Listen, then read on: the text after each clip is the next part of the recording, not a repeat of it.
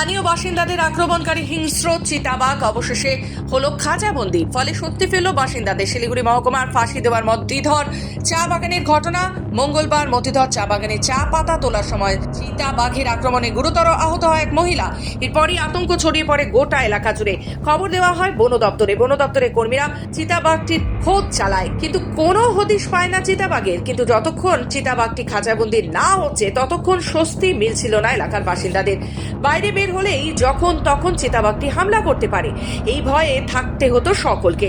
চিতাবাঘটিকে ধরতে চেষ্টা চালিয়ে যাচ্ছিল বন দপ্তর। পরে বন দপ্তরের ঊর্ধ্বতন কর্তৃপক্ষের তরফে খাঁচা বসানো চিঠি পেয়ে মতিধর চা বাগানের 12 ও 13 নম্বর সেকশনের মাঝ বরাবর বসানো হলো খাঁচা। রবিবার সাত সকালে স্থানীয়রা দেখতে পান খাঁচার ভিতর চিতাবাঘটি বন্দী হয়েছে। খবর চাউর হতেই খাঁচাবন্দি চিতাবাঘ দেখতে উৎসুক জনতার ভিড় জমে যায়।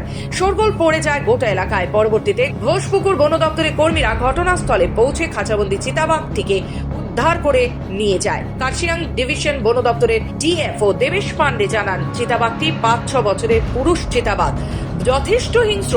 ইতিমধ্যেই একজনকে আহত করেছে। কিছুদিন এলাকায় থাকলে আরো মানুষজন আহত হওয়ার ঘটনা ঘটত। সেই চিতাবাঘটিকে খাঁচাবন্দি করা হয়েছে। চিতাবাঘটির শারীরিক পরীক্ষার পর সুস্থ থাকলে গভীর জঙ্গলে তাকে ছেড়ে দেওয়া হবে। শিলিগুড়ি থেকে নিজস্ব প্রতিনিধি রিপোর্ট, খবর বাংলা।